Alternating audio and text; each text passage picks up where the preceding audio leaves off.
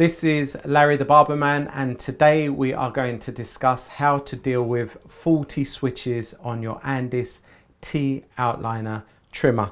Now, I've been having a number of people requesting videos because they're saying that they've got faulty switches. As you may see with this one, as I try to switch it on, it flicks back. It can't actually stay in position, and other times they're loose. And when I plug this in, you see it just literally, it won't actually hold its position, and sometimes they're just loose. But this is not a major operation, so let's get down to what it is you need to do. First things first, I want to unplug this because I'll be working with an electrical device, so I don't want that plugged in. So first, unplug that. Secondly, you'll need a Phillips screwdriver, a small Phillips screwdriver. Also, you'll need a Torx screw, a number 10. If you don't know, it's like a star-shaped screw connection. You'll need one of those. So I've got one of those here in place. Those are the only two tools that you would need to perform this operation. So let's get down to it. This is the UK T Outliner. That's what we're dealing with. On the American one, you have a screw there and a screw there. But the UK ones, they have 4 screws on the back. So let's get underway. First, we're going to unscrew these 4 screws on the back first.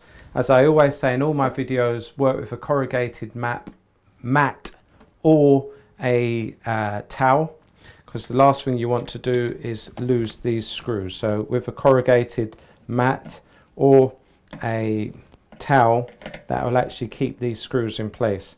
So like I said, just unscrew them, all 4 of them first, and then you can just store them in the grooves to ensure that you don't lose them. When you're undoing these, you go anti-clockwise. Right, let's free out. The 4th one doesn't want to come out. There we go, 4 screws. So get those out of your working area. Right, now, once you've got the 4 screws out, don't just lash it open.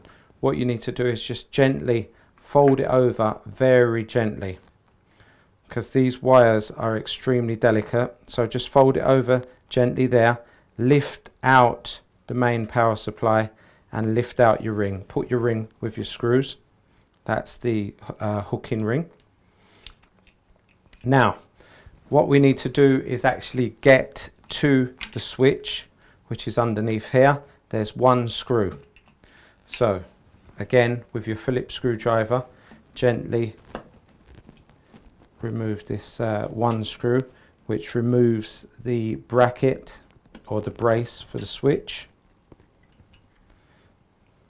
Again, put all your screws together. Gently, this is the switch here. Gently fold the switch out. Now, in order to stop that loosening and that clicking, we need to just tighten the screw in here, the Torx screw. Again, the number 10, as I discussed with you earlier. Turn this clockwise and then just test it. So as you see there, it's nice and tight now, which is good.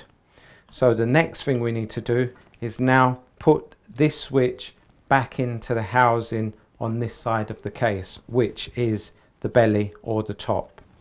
But it's really, really important that you get this in. So just bring the 2 bits of casing tightly together, and inside of here, I'm not sure if you can see that on the camera, there's 2 like plastic pins, and you've got an enclosure here. That is where the switch goes, and you want that to fit in there nice and snug. So like I said, just very, very gently get that switch in the housing so it's nice and snug. On this bracket here, you'll notice that there's a little cutout.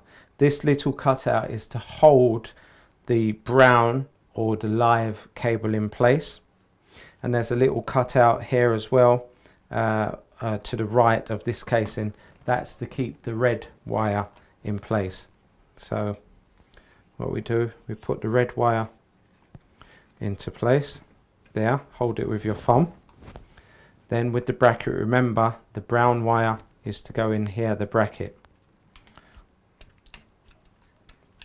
Now this can be really fiddly, so you're just going to have to bear with me. So I'm getting my brown wire underneath there, ensuring that that red wire is in place. Get the bracket, make sure the brown wire goes into the notch there. So you have to kind of be a bit ambidextrous, if that's the word. Right, so there you go. I've got everything in place. See if the camera can see that there. Now we need to pin this bracket back down with the one screw, and you'll see the one hole in the center of this black bracket. Screw that in there. And before you close it, as a final test, just flip it over and make sure that you hear that switching noise. Yeah? You've got to make sure you hear that switching noise, and that means that the switch is locked in the housing, and that is why it's clicking. If that switch is not in the housing, it's just going to go from left to right, but it won't actually switch it on or off. So you have to ensure that that's done before you move on to the next step. So with the brown wire locked in, the red wire locked in, we now reach for the ring again. The ring is the first thing that goes into the bottom part of the casing where the armature and the motor is. So put that in, ensuring that the ring is facing downwards, then you know it's in the right position. So put that into the wire outlet first. Second, you'll notice that the wire actually has a rubber molding, so the wire will fit snug into the housing also. And then the trick here is to make sure that the wires are not over the motor. So if you just use a screwdriver and again just gently tuck it down the side of the armature, and with the brown wire make sure that the brown wire is not over the hook. Unfortunately I can't show you this part of it because of the way the thing is, but it will make sense. You just basically don't want the wires running over the center. You want to tuck them down the side between the casing and the motor.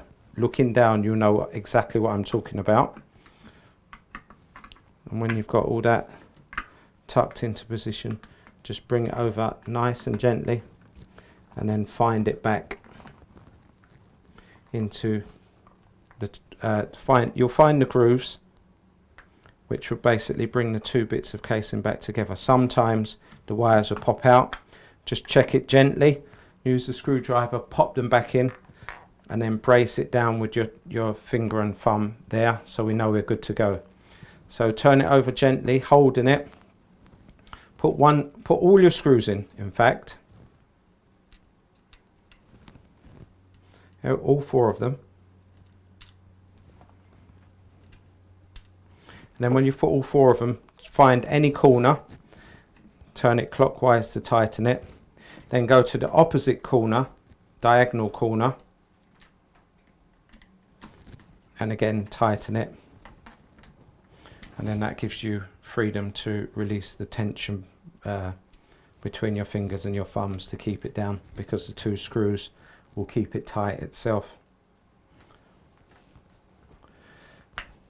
And there you go. That's all back together again. And you can hear that switching. I'll bring it near the mic. Yeah? It's not flicking back, it's actually holding. So when we plug it in now, unlike before, that's on the on, so that's gone straight onto on, off, on, off. That's one switch fixed for you on the T Outliner.